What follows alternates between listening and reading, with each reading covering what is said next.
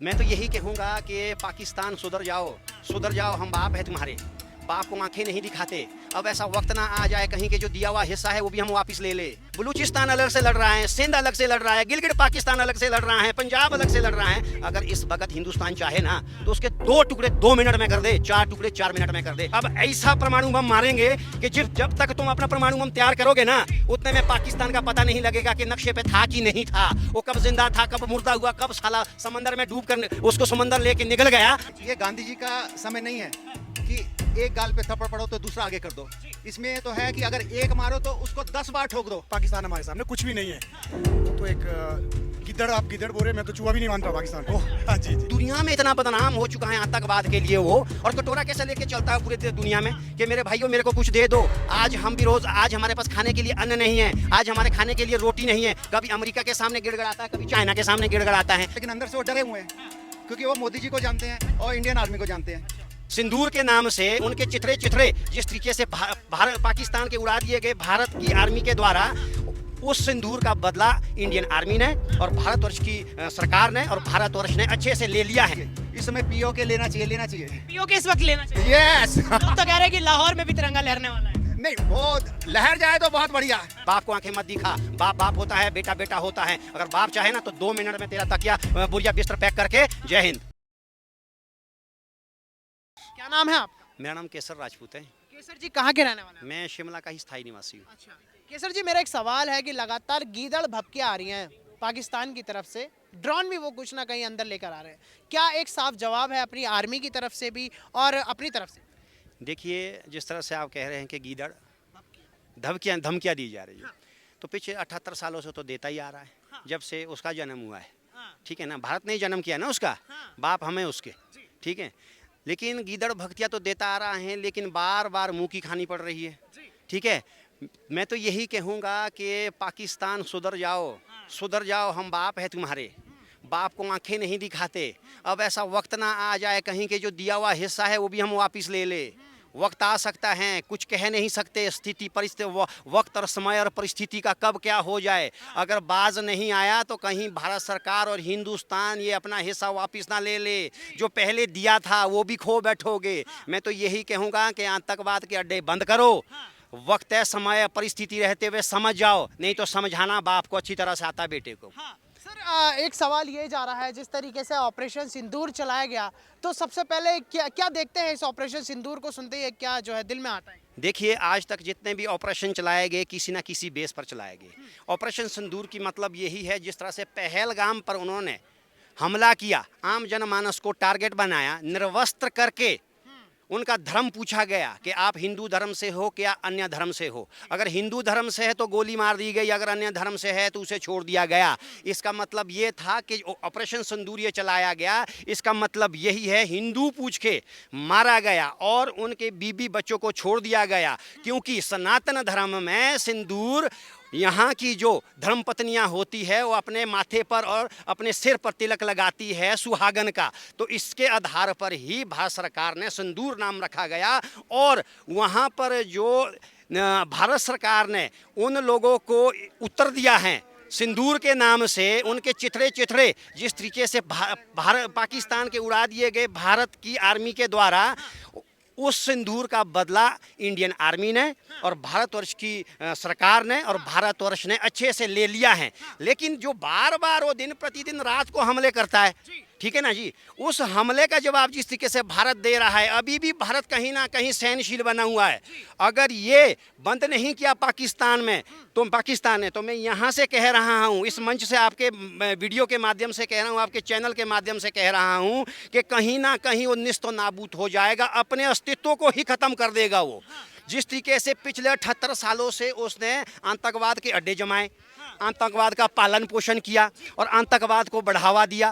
पूरी दुनिया में इतना बदनाम हो चुका है आतंकवाद के लिए वो, और कटोरा कैसे लेके चलता है पूरे दुनिया में कि मेरे भाइयों मेरे को कुछ दे दो। आज हम भी रोज़, आज हमारे पास खाने के लिए अन्न नहीं है, आज हमारे खाने के लिए रोटी नहीं है। कभी अमेरिका के सामने गिड़गड़ाता है, कभी चाइना के सामने गिड़गड़ाता है। दुर्दशा इतनी बुरी है कि उसकी मिसाइल है। आज हमारा जो आम जनमानस युवा है, कंधों में लेकर वो मिसाइल लेके जा रहा है, खेतों से फट रही है नहीं। अब ड्रोन चला रहा है, वो ड्रोन पता कौन से चला रहा है? जो शादियों में यूज किए जाते हैं, वो ड्रोन छोड़े जा रहे हैं भारतवर्ष पर। तो सोचिए, कुछ भी नहीं है इनके पल्ले में, नंगा भूखा है ये पाकिस्तान। लेकिन अगर कुछ बचा हुआ है, मैं यही कहना चाहता हूं पाकिस्तान की सरकार से, जो वहाँ का आम जनमानस है ना, सब बुरे नहीं होते, सब बुरे नहीं होते।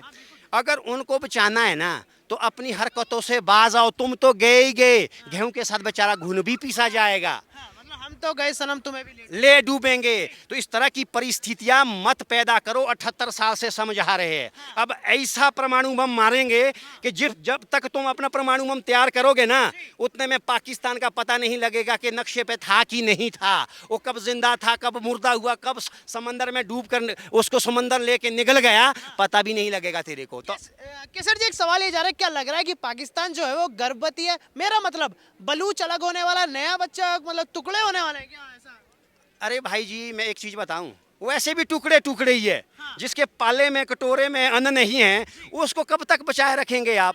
बलूचिस्तान अलग से लड़ रहा है, सिंध अलग से लड़ रहा है, गिलगित पाकिस्तान अलग से लड़ रहा है, पंजाब अलग से लड़ रहा है। अगर इस वक्त हिंदुस्तान चाहे ना, तो उसके 2 टुकड़े 2 मिनट में कर दे, 4 टुकड़े 4 मिनट में कर दे। लेकिन हिंदुस्तान है, बड़ा सहनशील है, बड़ा धैर्यशील है, बड़ा धार्मिक लेवल का ये देश है, ठीक है ना। आपने इतिहास देखा होगा भारतवर्ष का, कभी भी प्राय देश पर आक्रमण नहीं किया, सबका मान सम्मान करता रहा, सबका आदर करता रहा। लेकिन अब तो पाकिस्तान तेरी बारी आ चुकी है, अपने अस्तित्व को खो देने वाला है तू। अगर बाज नहीं आया तो हमें अच्छा बनाना, अच्छा और बुरा हमें बनाना आता है कि किस तरीके से अब तेरे को लाइन में लाना है, किस तरीके को तेरे को रोड पे लाना है, वो भारतवर्ष को अच्छी तरीके से आता है, क्योंकि बाप बाप होता है और बेटा बेटा होता है। सर 65 की मैं बात करूं, 71 की मैं बात करूं, या कारगिल की मैं बात करूं, लगातार जिस तरीके से ये मुंह तोड़ जवाब हिंदुस्तानी आर्मी देती हुई आई, क्या लग रहा है इस बार पीओके में पूरी तरीके से सफाया होने वाला? इस बार पाक अधिकृत कश्मीर जो है वो भी धीरे धीरे समेट लिया जा रहा है? और पीओके तो आने ही वाला है,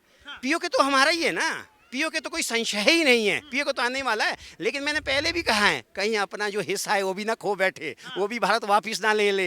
तो मैं तो यही कहूँगा, अपने होश हवास में रहे, अपने जज्बात को अपने कंट्रोल में रख, अपनी सोच को अपने कंट्रोल में रख, आतंकवाद को बढ़ावा मत दे। क्योंकि आतंकवाद पूरी दुनिया में जिस तरीके से तुमने फैलाया हुआ है और जिस तरीके से तुम बेइज्जत हो गए हो, अपनी बेइज्जती कुछ बची खुची इज्जत है ना, अगर है तो नहीं है, लेकिन अगर है ना तो थोड़ी सी बचा लो। नहीं बची है ना तो भारतवर्ष तुम्हें वो जवाब देगा कि जो हिस्सा, मैंने पहले भी कहा कि हिस्सा जो दिया है ना, हम बाप है उसके, बाप ने हमने हिस्सा दिया है ना, कहीं ऐसा ना वो हिस्सा में वापस ले ले और तेरा अस्तित्व खत्म हमेशा हमेशा के लिए। बाप को आंखें मत दिखा, बाप बाप होता है, बेटा बेटा होता है। अगर बाप चाहे ना तो 2 मिनट में तेरा तकिया बोरिया बिस्तर पैक करके, जय हिंद। केसर जी, एक आखिरी सवाल, शहबाज शरीफ और शाहिद अफरीदी, नाम तो सुना ही होंगे दोनों के। आर्मी पर सवाल होता है लगातार, प्रधानमंत्री को भी उल्टा सीधा जो है इन्होंने बोला, और बंकर तक में छुपने की जो है मोदी को ही वो बोल रहे थे। जबकि स्थिति की मैं बात करूं तो आपकी क्या राय है इन दोनों बातों पर? देखिए शाहिद अफरीदी पर देखिए शाहिद अफरीदी क्या है ना, सबसे बड़ी बात यह है कि इन लोगों की जो सोच है ना, एक सच्चाई बताता हूँ मैं, अनपढ़ देश है वो, अनपढ़ देश है, अनपढ़ों का कोई अस्तित्व नहीं होता है, कभी कुछ भी बोल देंगे। एक सुपर पावर को क्या कह रहा है? अरे भारत आज पूरे विश्व के मानचित्र पटल पर एक महान शक्ति उभर रहा है और उभर चुका है, वो उसको बोल रहा है इस तरह की परिभाषा। सोचिए, तो ये अनपढ़ता है उनकी, अज्ञानता है उनकी, पढ़े लिखे तो है नहीं है। अगर कोई 2-4 बातें करनी हो उनके, आपने टीवी चैनल पे देखा है कभी? उनके इंटरव्यू देखे आपने कभी? जब उनसे कोई सवाल पूछा जाता है किस तरीके से आंसर देते हैं? पूरे का पूरा पाकिस्तान अनपढ़ है, अनपढ़ों की फौज खड़ी की हुई है। उनसे यही हम एक्सपेक्टेशन रख सकते हैं, अच्छी बात उनसे हम एक्सपेक्टेशन रख ही नहीं सकते। जिस तरीके से वो अब्दुल मलिक मरा, उसके जनाजे में पाकिस्तान की आर्मी, पुलिस आर्मी जो है सल्यूट कर रहे हैं। देखिए ना, आप सामने हैं, दुनिया देख रही है, वहाँ की आर्मी, वहाँ का प्रशासन, वहाँ की पॉलिटिक्स और वहाँ का आतंकवाद इकट्ठे होकर उसके जनाजे में जा रहे हैं। तो सीधी बात है, वही पाल रहा है, वही आगे बढ़ा रहा है। तो मेरे कहने का मतलब यही है कि अब तेरा अंत आ चुका है। तो सवाल एक यही है, जिस तरीके से 2 देशों में अनडिक्लेयर वॉर छिड़ी पड़ी है, ऑपरेशन सिंदूर हिंदुस्तान की तरफ से चलाया जा रहा है, तो कितना जो है आज प्राउड कर रहे हैं इंडियन आर्मी को लेकर? दिल से सलूट है इंडियन आर्मी को, बहुत अच्छा, प्राउड ऑफ हो रहा भैया। लगातार जो है धमकियां अभी आ रही हैं, बराबर पड़ोसी मुल्क से पाकिस्तान कह रहा है हम कश्मीर ले लेंगे इसमें। सर सवाल ही पैदा नहीं होता, जब तक मोदी और योगी है तब तक कोई किसी की हिम्मत नहीं हो सकती कश्मीर लेने की। ये क्यों एक विश्वास है एक मोदी और योगी, मतलब मैं जानना चाहूँगा थोड़ा सा। क्योंकि उनका कॉन्फिडेंस लेवल जो बहुत ज़बरदस्त है। कॉन्फिडेंस लेवल जो है मजबूत है। हाँ जी, हाँ जी, बहुत मजबूत है। और जी ये जो खैरात में लगातार वो जो है गीदड़ भपकियां दे रहा है यानी डराने की कोशिश कर रहा है, तो कितना डर है आप लोगों के अंदर? डर है ही नहीं सर, अच्छा जब तक हमारी इंडियन आर्मी तब तक डर है ही नहीं। अच्छा, यानी इंडियन आर्मी पर पूरा भरोसा है। पूरा भरोसा सर, दिल से सल्यूट है। क्या बात है भाई लोग, आप कैसे हैं वैसे? मस्त सर। क्या नाम है आपका? पूरन चंद। तो पुरन बात करें इंडियन आर्मी को लेकर, तो दो देशों में जो ये जंग छिड़ी पड़ी है इस वक्त, आई एम फाइन सर। क्या नाम हुआ आपका? मेरा नाम देव है सर। देव, कहाँ से आए आप? I am basically from Rohru. अच्छा जी सर, मेरा एक सवाल यही था कि दो देशों में इस वक्त अनडिक्लेयर वॉर चल रही है, इंडिया पाकिस्तान में, तो जिस तरीके से गीदड़ भपकियां आ रही हैं, फिलहाल कितना प्राउड है अपनी इंडियन आर्मी पर? इंडियन आर्मी पर तो हमें बहुत सारा, क्योंकि हमारी ताकत, हमारे वाजों में इतनी ताकत है, पाकिस्तान हमारे सामने कुछ भी नहीं है। वो तो एक गिद्दड़, आप गिद्दड़ बोल रहे, मैं तो चूहा भी नहीं मानता पाकिस्तान को। हाँ जी जी। वो कह तो रहे हैं कि कश्मीर जो है हम लेके रहेंगे, ऐसी तमाम बातें आ रही हैं इस वक्त। बोलने से कुछ नहीं होता, खाली पुलाव से जो है ना पेट नहीं भरता। कभी भी जो काम करने थे अपने तथ्यों के साथ और किसी भी चीज़ के साथ तब जाके बोलना चाहिए। पाकिस्तान को पाकिस्तान का वजूद ही क्या है पूरे विश्व में, आप समझ सकते हैं। अर्थव्यवस्था की ऐसी हो रखी है, वो भारत के साथ क्या बात करेगा। और इंडिया की कितनी है, 3 ट्रिलियन डॉलर है इंडिया की, लेकिन पाकिस्तान की थोड़ी है इतनी। अगर मैं बात करूं सर, मेरा एक छोटा सा सवाल ये भी है कि जिस तरीके से पाकिस्तान ने एक बात बोली थी आर्मी को लेकर, शाहिद आफरीदी ने भी, और शहबाज शरीफ जो है लगातार हमारी आर्मी को डिफेम करते रहे, तो क्या एक जवाब है हम हिंदुस्तानियों की तरफ से? देखो सर, ये लोग ना, ये लोग वो लोग हैं जो कहीं भी नहीं टिकते, कहीं भी नहीं टिकते। एक पाकिस्तान के एक पत्रकार वो करते थे रौफ, तो उन्होंने कहा है कि अच्छी तरह जो परिवार का सदस्य है ना, वही परिवार की स्थिति को अच्छी तरह जान, तो इंडिया के फेवर में था। वो कह रहा है जो ये लोग बोल रहे हैं ये कुछ भी नहीं है, जो ये बोलते रहते हैं इनका 0/0 सन्नाटा है। लेकिन जो भारतवर्ष में है, हम किसी भी चीज़ में, हर एक चीज़ में हमारे पास राफेल, हमारे पास, उनके पास इस तरह की कोई टेक्नोलॉजी नहीं है। ठीक है सर। तो सर ये जो ऑपरेशन सिंदूर है पूरी तरीके से, इसको कैसे देखते हैं? क्योंकि एक इमोशन जुड़ा है सिंदूर की, मैं बात देखो 71 का हुआ या हमारा कारगिल हुआ, और उस दौरान भी टाइगर हिल पर इन्होंने कहा था कि हमारा कब्जा है, लेकिन जब वास्तविकता सामने आई तो लोगों को पता लगा टाइगर हिल पर जो है तिरंगा लहरा रहा था। इसलिए इनके बोलने से हम जो है कभी भी सुनना ही नहीं है। कान भगवान ने तब दिए दो, एक सुनने के लिए और एक आउट गोइंग के लिए। नमस्कार जी, नमस्कार। क्या नाम है आप? मेरा नाम दीपक शर्मा है। दीपक जी, आप कहाँ से आए हैं? हम नोएडा से आए हैं। अच्छा, नोएडा से आए हैं। हाँ जी। फिलहाल मैं बात करूं, जिस तरीके से पाकिस्तान से लगातार गीदड़ भपकियां आ रही हैं, क्या एक जो सोच है हम हिंदुस्तानियों की अपनी आर्मी को लेकर, या फिर अपने जो प्रधानमंत्री हैं जिनके ऊपर सबसे ज़्यादा जिम्मेदारी है, क्या राय है आपकी?